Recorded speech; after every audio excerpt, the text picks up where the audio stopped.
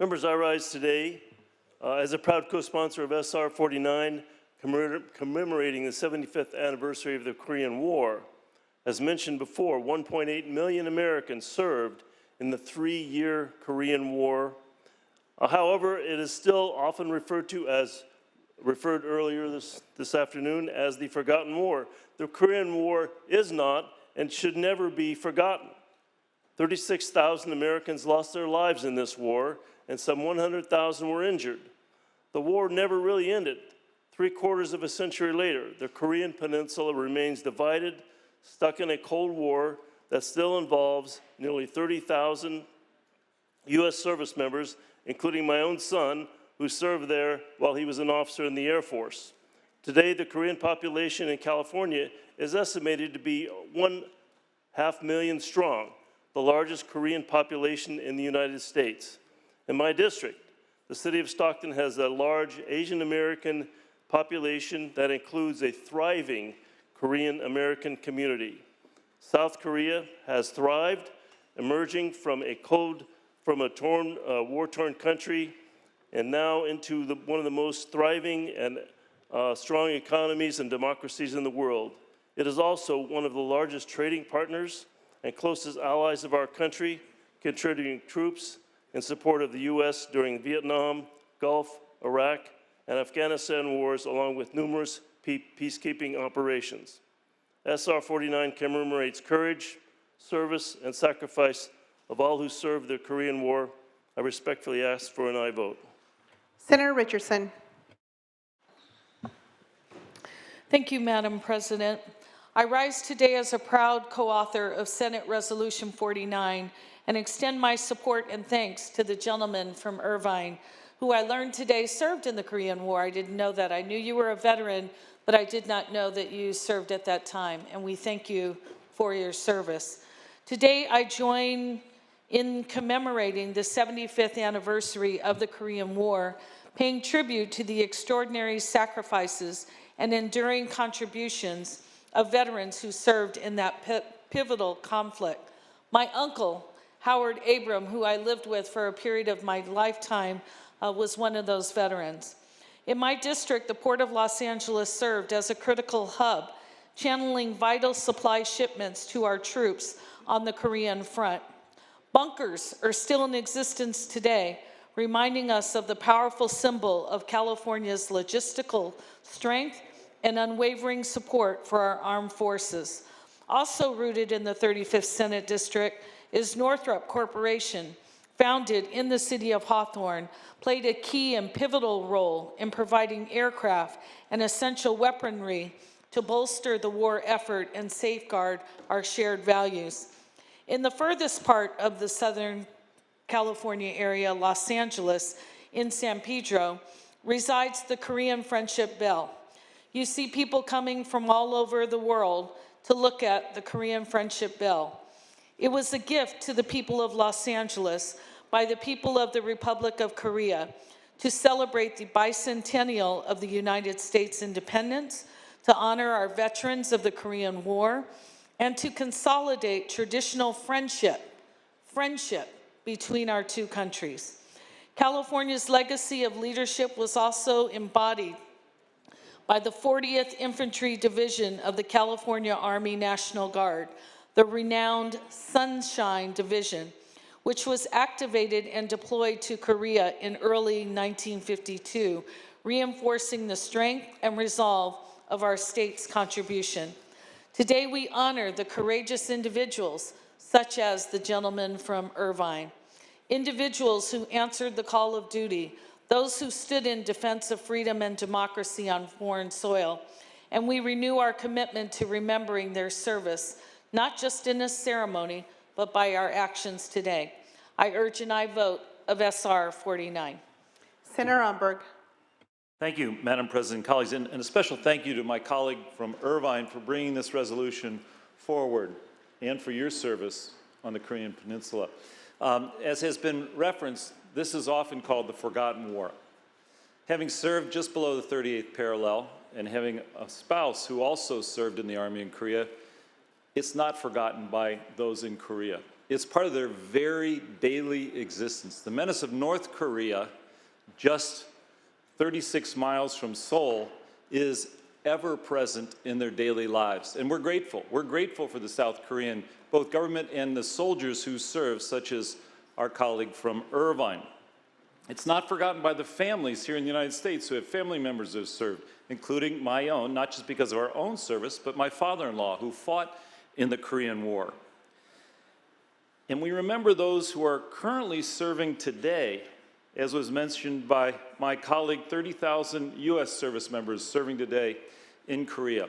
Those bonds that were forged in blood 75 plus years ago and continue to be forged today are ever present here in the United States as well, as is evidenced by the culture and by the economic contribution by the Korean American community that surrounds us. I am blessed. I am blessed by representing the first and second best Koreatowns. I see that my colleague from Los Angeles has her mic on. I congratulate her for having the third best Koreatown here in California. But those relationships, which were born and bred and enriched and nourished during the Korean War, continue today. And it is so important that we recognize that sacrifice in that bond, and as such, I urge an aye vote on SCR 49. Senator Durazo. Thank you, Madam President.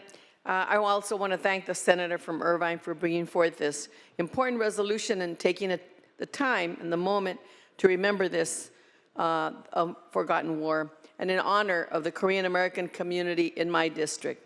The Korean War, a 3-year conflict from 1950 to 53, left an indelible impact. In 1945, when U.S. military planners partitioned the Korean peninsula along the 38th parallel, effectively splitting North and South Korea, the Korean people had no way of knowing that this would become a border between two nations. Boys and men in the North left for the South, leaving behind parents, siblings, even wives and children. Other parents left their young children with grandparents when they left for the South, believing they would return when the conflict ended shortly. To this day, family members reside on both sides of the border, some having reunited for short, state-sanctioned visitations, and others without any way to confirm the safety of their family members on the other side. The tragedy of this conflict, the lives lost, and the lasting impact to the Korean Peninsula deserves to be remembered. Thank you again for taking this moment to acknowledge the 75th anniversary of the Korean War and urge an aye vote. Senator Wahab. Thank you. On behalf of the AAPI caucus, I rise in support of SR 49, a commemoration of the 75th anniversary of the Korean War. Today, we remember the more than 1.8 million brave Americans who put their lives on the line. We honor the 36,000 who made the ultimate sacrifice, and we reaffirm our unwavering commitment to democracy. However, I would also like to highlight some of the things that we don't talk about in war. In the aftermath of the war, over 160,000 Korean children were sent to adoptive homes in Western countries, including the United States. This decision would have many different impacts for decades, especially for the adoptees. It is a profoundly isolating experience being an adoptee, but one thing that is shared by many is the desire to know who we are and where we come from. Entire generations of Korean adoptees in the United States and across the globe are saddled with the weight of the unknown.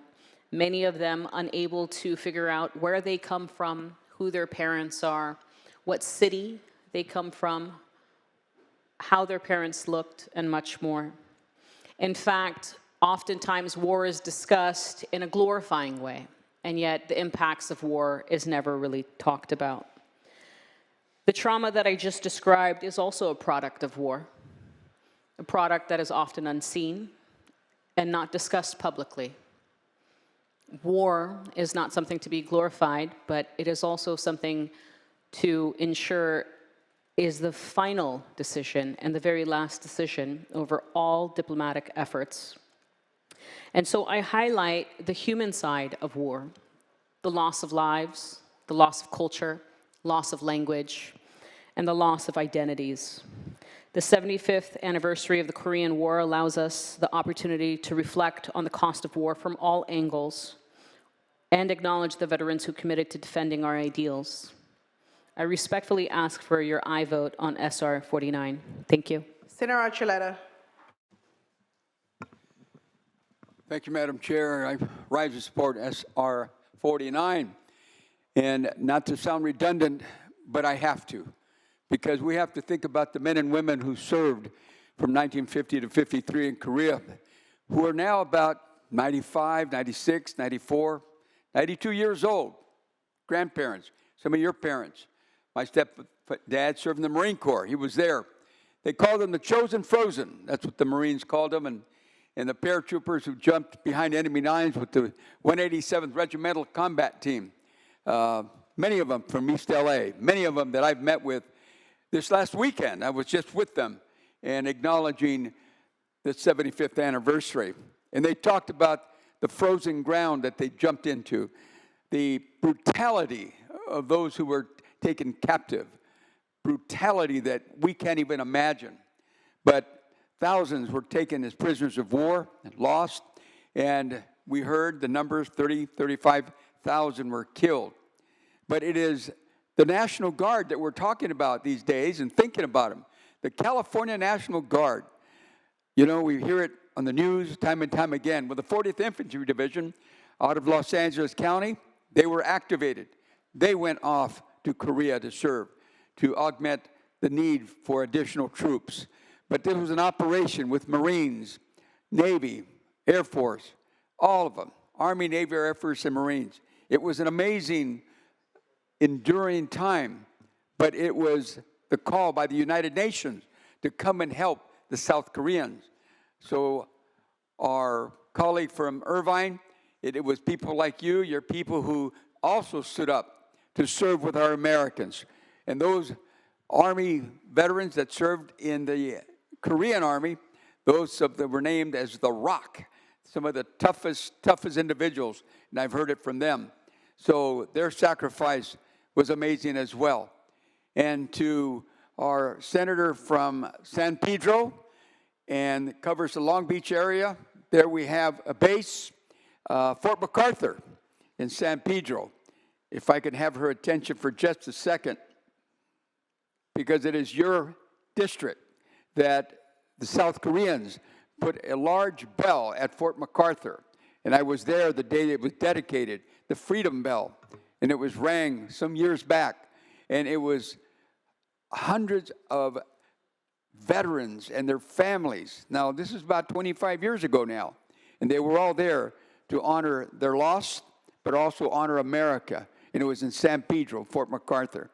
And today we go forward, that bell is still there. But now we think about Korea, we think of South Korea, a thriving economy, a beautiful place to visit. But yes, the doorstep of tragedy, right out the doorstep. Because North Korea is still active. The peace treaty was never signed. It is just a treaty. So we have to be diligent. We have to be careful. God forbid something could happen at any day. North Korea is still an enemy. The South Koreans are still facing that iron sword every single day. So those who are serving in Korea right now, may they continue to serve with honor and dignity, and we are blessed to have their service. So on behalf of the men and women who served our great country, I urge you to support SR 49. And again, once again, it is my honor to be the chair of the Military and Veterans Committee, where I've met so many who are serving this day. Let's remember them always, and especially here in the 4th of July. Thank you, Madam President.